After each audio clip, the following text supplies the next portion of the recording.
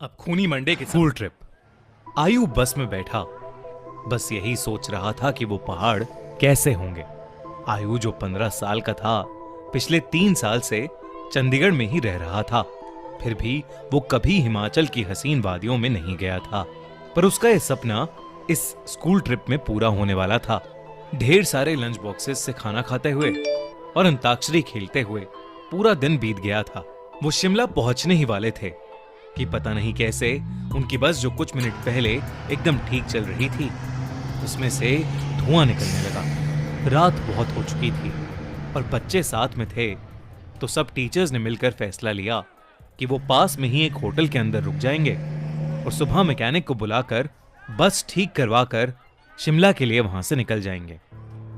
वो लोग पास के एक होटल तक पहुंचे। वो होटल दोनों तरफ से बड़े बड़े पेड़ और पहाड़ों से घिरा हुआ था।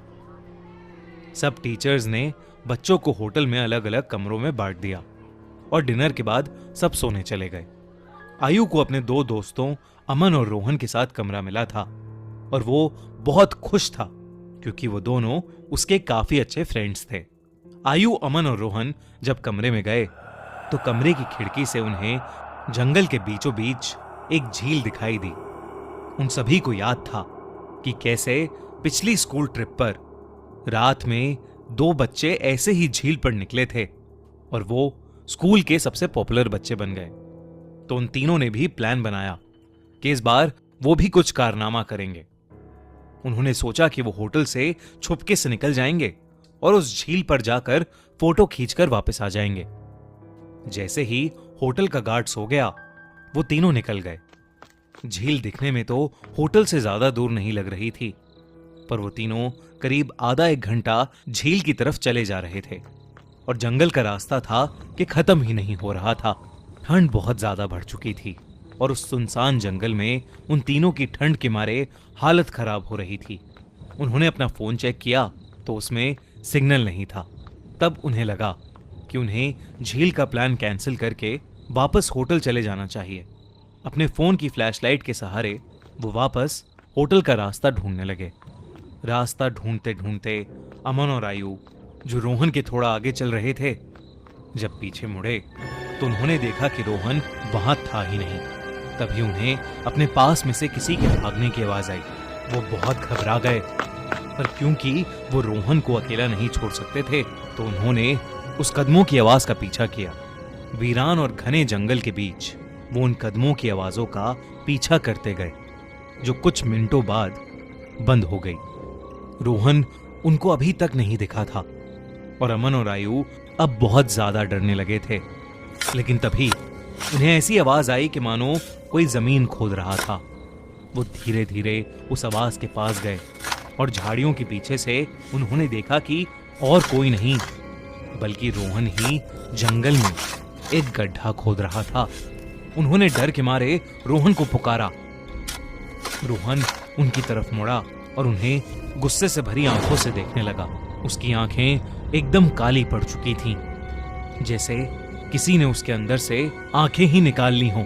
अमन रोहन के पास गया और उसने रोहन के कंधे पर हाथ रख के उससे पूछा कि उसे क्या हुआ है।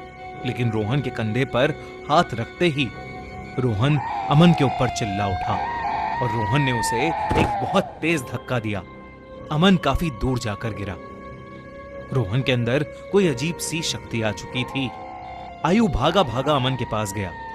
रोहन अब आयु की तरफ आगे बढ़ने लगा, पर जैसे ही वो आयु के पास आया, रोहन को अजीब से दौरे पड़ने लगे और वो बेहोश हो गया। आयु उसको होश में लाने की कोशिश करने लगा और जैसे ही रोहन होश में आया, उसने अमन की तरफ देखा और जोर जोर से चिल्लाते हुए कहने लगा, वो अमन के अंदर है। तभी आयु ने देखा तो अमन सर झुकाए नीचे बैठा था। उसने अचानक से अपना सर उठाया और उसकी आंखें भी बिल्कुल काली पड़ी थीं। इससे पहले आयु और रोहन कुछ कर पाते, अमन, जो कुछ देर पहले तक चोटिल था, वो उठकर जंगल के अंदर भागने लगा। रोहन और आयु ने उसका पीछा किया और फोन की फ्लैशलाइट में देखा कि अमन एक खंडर की तरफ भाग रहा था। करीब जाकर उन्हें दिखा कि वो खंडर दरअसल में एक बहुत पुराना घर था, जिसे देखकर ऐसा लग रहा था कि वहां सालों से किसी इंसान ने कदम भी नहीं रखा था। दोनों बहुत ही डरे हुए थे और उनकी आगे जाने की हिम्मत नहीं हो रही थी। पर अमन को बचाने के लिए आयु और रोहन उस खंडर में घुस गए। ऊपर के एक फ्लोर से उन्हें एक आवाज आ रही थी। वो उस आवाज के पास पहुंचे तो जो उन्होंने देखा उस पर उन्हें विश्वास ही नहीं हुआ।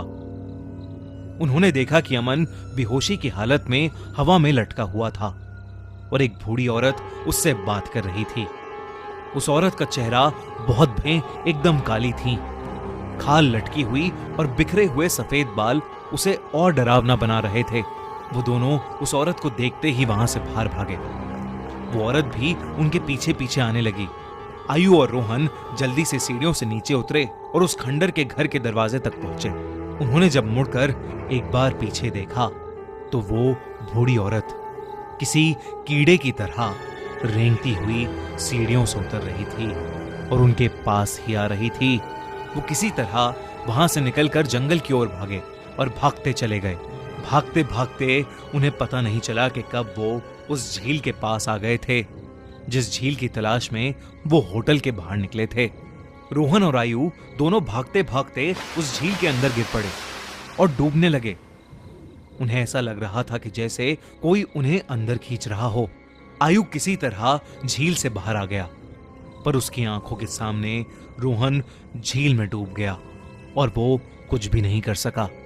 आयु ये सब देखकर इतना घबरा गया कि उसे चक्कर आने लगे और वो वहीं बेहोश होकर गिर पड़ा। आयु की जब सुबह आंख खुली तो वो उसी होटल के कमरे में था। वो भागकर बाहर गया तो बाहर पुलिस की बहुत सी टीम्स थीं और जमीन पर सफेद चद्दर में लिपटी हुई रोहन और अमन की लाश पड़ी थी। पुलिस ने तो इसे मर्डर घोषित कर दिया था, पर आसपास के रहने वालों ने बताया कि कई साल पहले उस जंगल में एक बूढ़ी औरत रहती थी। वहां उसका एक घर था। सभी से अलग वो औरत चैन से रहती थी। पर एक रोज उसके घर को कब्जाने के लिए पास के गांव के कुछ लोगों ने उसके साथ बदसलूकी की और उसे मारकर उस झील में फेंक दिया। तब से कोई भी इंसान रात में जंगल की ओर या उस झील के पास नहीं जाता। कहते हैं कि उस बूढ़ी औरत की आत्मा अभी भी वहां अपने बदले के लिए भटकती है। काश ये बात इन तीनों दोस्तों को पता होती तो शायद आज आयु के साथ साथ रोहन और अमन भी जिंदा होते।